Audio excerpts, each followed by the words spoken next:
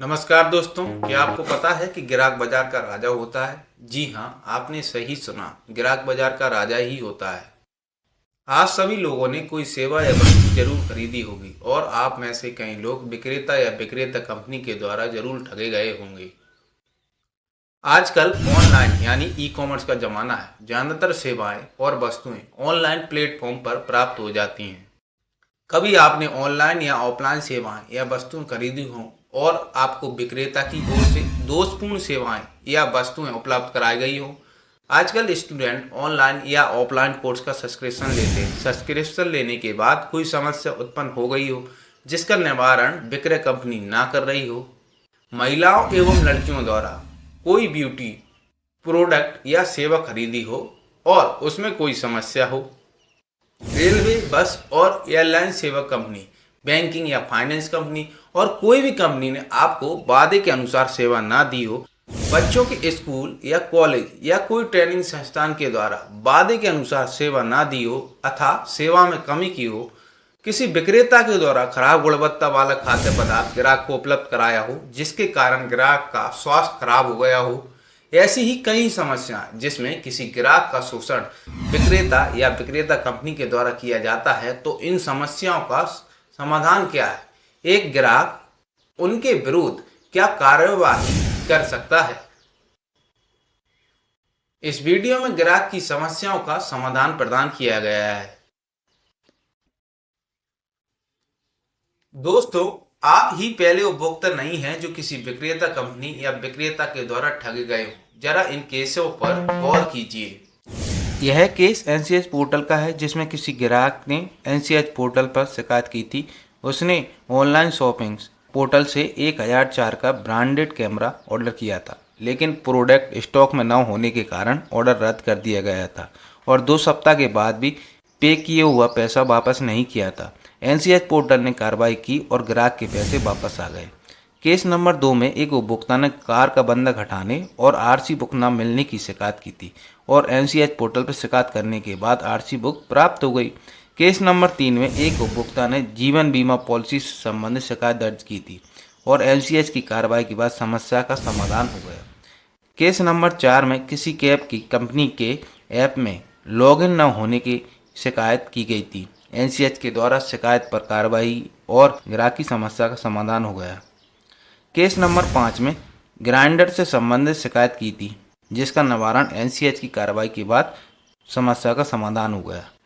अब जरा in news वेबसाइटों की हेडिंगों को देखिए।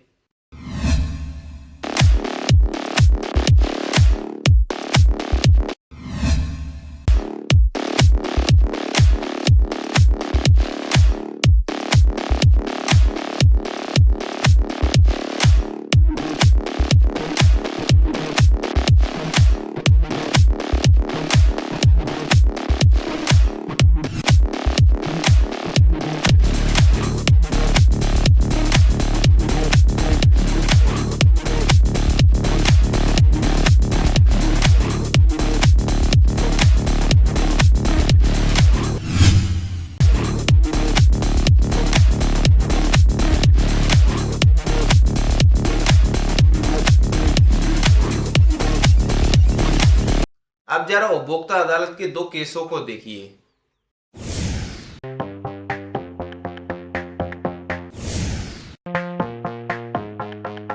आपके मन में कई प्रश्न उत्पन्न हो गए होंगे। आप सोच रहे होंगे कि नेशनल कंज्यूमर हेल्पलाइन एनसीएच और उपभोक्ता अदालतें क्या है और एक उपभोक्ता की क्या मदद कर सकती हैं। चलिए आपके सभी प्रश्नों के जवाब देता हूं। भारत में ग्राहक को बाजार का राजा माना जाता है। एक उपभोक्ता को मुक्त बाजार अर्थव्यवस्था में राजा ही माना जाता है। इसलिए उपभोक्ता संरक्षण का एक उपभोक्ता और व्यवसाय दोनों के लिए समान महत्व है। भारत में उपभोक्ता संरक्षण के लिए उपभोक्ता संरक्षण अधिनियम 2019 है।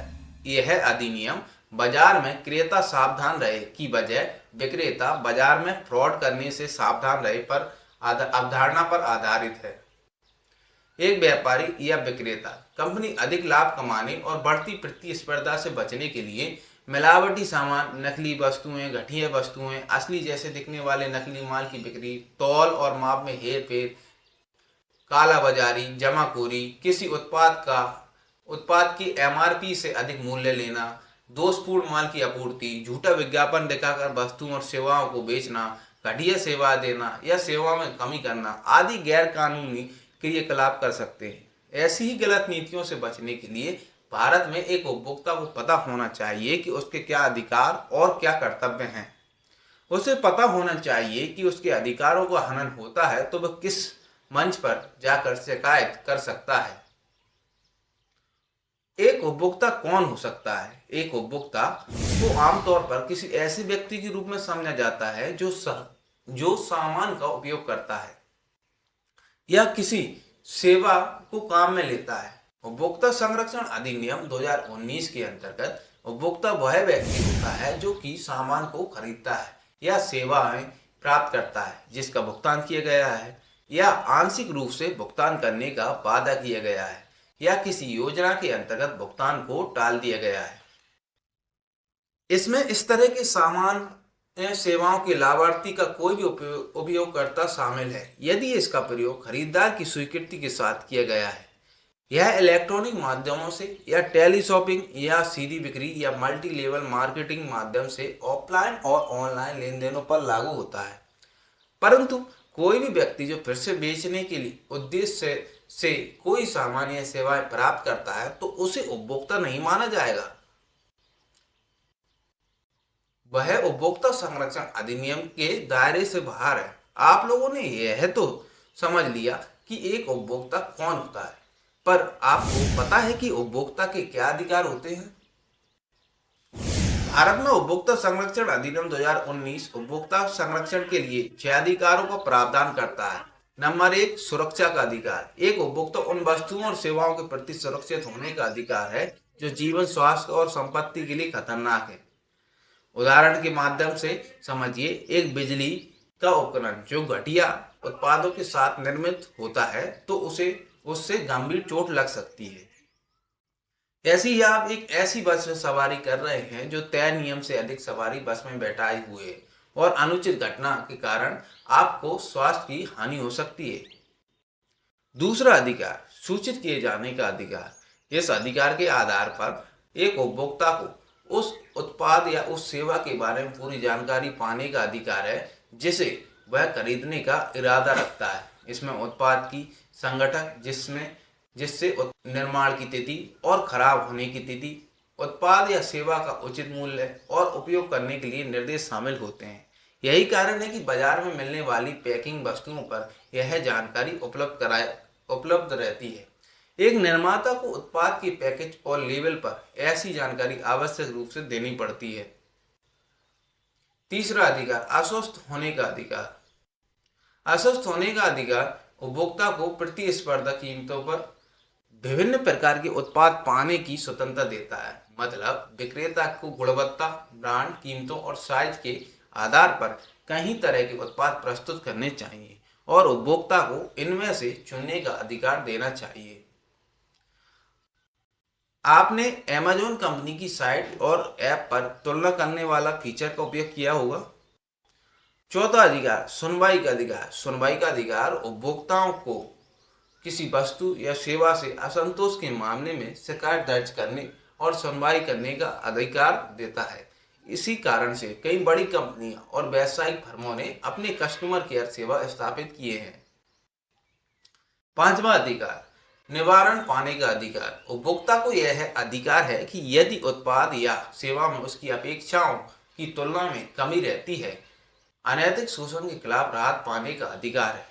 उपभोक्ता संरक्षण अधिनियम 2019 में उत्पाद को बदलने, उत्पाद में दोष को दूर करने, उपभोक्ता और किसी भी हानि या चोट के लिए क्षतिपूर्ति के भुगतान आदि सहित उपभोक्ता को निवारण उपलब्ध कराने का प्रावधान है। छठवां अधिकार, उपभोक्ता शिक्षा का अधिकार। उपभोक्ता शिक्षा का अधिकार उपभोक्ता को ज्ञान प्राप्त करने और जीवन भर एक अच्छा जानकार उपभोक्ता होने का अधिकार है। उसे ज्ञान होना चाहिए कि किसी उत्पाद या सेवा की उसकी अपेक्षा से कम होने की स्थिति में अपने अधिकारों और उपलब्ध राहतों के बारे में जानकारी हो। उपभोक्ता संरक्षण अधिनियम उपभोक्ता को 6 अधिकार दे सशक्त बनाता है, पर अधिकार दे देने से क्या ग्राहक शोषण मुक्त हो जाएगा? नहीं। उपभोक्ता संरक्षण अधिनियम को प्रभावी बनाने के लिए कुछ कर्तव्यों का पालन तो ग्राहक को भी करना पड़ेगा। तो वे कर्तव्य कौन कौन से हैं, इसका ग्राहक को पालन करना पड़ेगा। उपभोक्ता के कर्तव्य नंबर 1, बाजार में उपलब्ध विभिन्न वस्तुओं और सेवाओं के बारे में ग्राहक को जागरूक होना पड़ेगा ताकि एक बुद्धि संगत और विवेकी विकल्प अपनाया जा सके। कर्तव्य नंबर 2, एक उपभोक्ता को केवल मानकीकृत सामान ही खरीदना चाहिए क्योंकि वे गुणवत्ता का आश्वासन देते हैं। इस प्रकार बिजली का सामान के ऊपर ISI मार्क, खाद्य उत्पादों पर FPO मार्क और गहनों पर हॉलमार्क देखकर ही खरीदना चाहिए। कर्तव्य नंबर 3, एक उपभोक्ता को उत्पादों और सेवाओं से जुड़े जोखिमों के बारे में जानना चाहिए, निर्माता के निर्देशों का पालन करना चाहिए और उत्पाद को सुरक्षित उपयोग करना चाहिए। कर्तव्य नंबर 4, एक ग्राहक को वस्तु पर स्थित लेबल को ध्यान से पढ़ना चाहिए ताकि कीमतों, कुल भार, उत्पाद बनाने में प्रयुक्त सामग्री, उपयोग और समाप्ति की तारीख आदि के बारे में जानकारी हो सके। कर्तव्य नंबर 5, एक ग्राहक को सुनिश्चित करना चाहिए कि उसका सौदा संतोषजनक रहे। कर्तव्य नंबर 6, एक उपभोक्ता को अपने लेन देन में ईमानदार रहना चाहिए। केवल वे ही वस्तु और सेवाओं को चुनना चाहिए जो उसके लिए लाभदायक हों।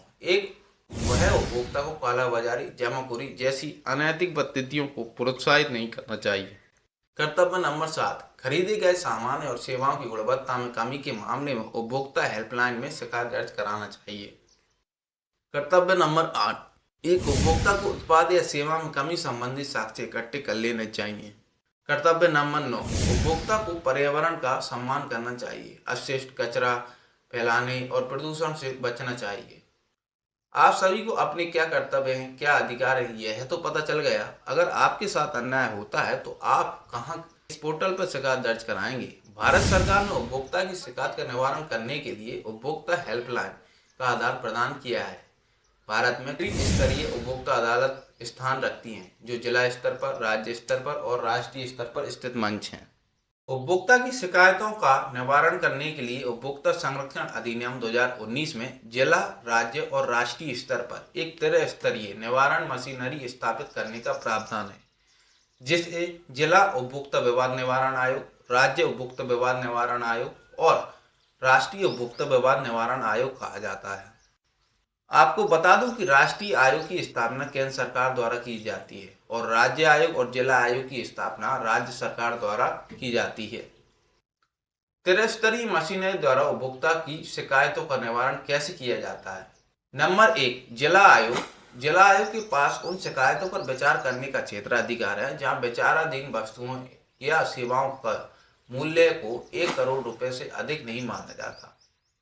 पहली सुनवाई पर या बाद में यदि जिला आयोग को लगता है कि समझौता हो सकता है तो दोनों पक्षों को स्वीकार हो तो वह इन्हें 5 दिनों के भीतर मध्यस्थता के माध्यम से विवाद के निपटारे के लिए अपनी अपनी सहमति का निर्देश दे सकता है। मध्यस्थ पक्ष दोबारा निपटारे की विफलता की स्थिति में मामला शिकायत के साथ आगे बढ़ता है। यदि शिकायतकर्ता माल में दोष का आरोप लगाता है, जैसे माल की उचित विश्लेषण परीक्षण की बिना निर्धारित नहीं किया जा सकता, तो आयोग माल का नमूना प्राप्त करता है, इसे सील करता है और विश्लेषण के लिए उपयुक्त प्राधिकारी को भेज देता है। सेवाओं के मामले में शिकायतकर्ता द्वारा उनके नोटिस में लाए गए सबूतों के आधार पर विवाद का निपटारा किया जाता है और निपटारे के लिए सेवा प्रदाता से किसी भी आवश्यक जानकारी के दस्तावेज या रिकॉर्ड मांगे जा सकते हैं। यदि जिला आयोग के आदेश से कोई भी पक्ष संतुष्ट नहीं है तो वह आदेश की तारीख से 45 दिनों के भीतर तथ्यों और कानून के आधार पर राज्य आयोग इस आदेश के खिलाफ अपील कर सकता है। राज्य आयोग है संबंधित राज्य सरकार द्वारा स्थापित किया गया है और सामान्यतः राज्य की राजधानी में कार्यरत करता है। राज्य आयोग के पास उनकी शिकायतों पर विचार करने का क्षेत्राधिकार है जहां विचाराधीन वस्तुओं और दी गई सेवाओं का मूल्य 1 करोड़ रुपए से अधिक है, लेकिन 10 करोड़ रुपए से अधिक नहीं है। यदि राज्य आयोग के आदेश से कोई पक्ष संतुष्ट नहीं है तो वह इस आदेश के 30 दिनों की अवधि के भीतर राष्ट्रीय आयोग को इस तरह के आदेश के खिलाफ अपील कर सकता है। राष्ट्रीय आयोग का पूरे देश पर क्षेत्राधिकार है। राष्ट्रीय आयोग के पास उन शिकायतों पर विचार करने का क्षेत्राधिकार है जब विचार के रूप में भुगतान की गई वस्तुओं या सेवाओं का मूल्य 10 करोड़ रुपए से अधिक है। यदि राष्ट्रीय आयोग के आदेश से कोई पक्ष संतुष्ट नहीं है तो वह इस आदेश के 30 दिनों की अवधि के भीतर भारत के सर्वोच्च न्यायालय में इस तरह के आदेश के खिलाफ अपील कर सकता है। आज सोच रहे होंगे कि इन मंचों से क्या क्या राहत मिल सकती है। अगर जिला, राज्य और राष्ट्रीय आयोग को लगता है कि माल में दोष या सेवा में कमी है तो निम्नलिखित आदेश दे सकता है। नंबर 1, माल में दोष या सेवा में कमी दूर करने के लिए आदेश दे सकता है। नंबर 2, दोषपूर्ण उत्पाद के स्थान पर नया दोष मुक्त उत्पाद लेने के लिए आदेश दे सकता है। नंबर 3, उत्पाद के लिए भुगतान की गई कीमत या सेवा के लिए दिए गए शुल्क वापस करने के लिए आदेश दे सकता है। नंबर 4, विरोधी पक्ष की लापरवाही के कारण उपभोक्ता को हुए किसी भी नुकसान या चोट के लिए उचित मात्रा में क्षतिपूर्ति राशि के भुगतान करने के लिए दे सकता है। नंबर 5, उपयुक्त परिस्थितियों में दंडात्मक हर्जाना देने के लिए आदेश दे सकता है। नंबर 6, अनुचित अथवा प्रतिबंधी व्यापार पद्धति को बंद करने के लिए और भविष्य में इसे न दोहराने के लिए आदेश दे सकता है। नंबर 7, बिक्री के लिए खतरनाक वस्तु को ही नहीं को न देने के लिए भी कह सकता है। नंबर 8, बिक्री से खतरनाक वस्तु वापस लेने के लिए आदेश दे सकता है। नंबर 9, खतरनाक वस्तु के निर्माण को रोकने और खतरनाक सेवाओं को देने से रोकने के लिए आदेश दे सकता है।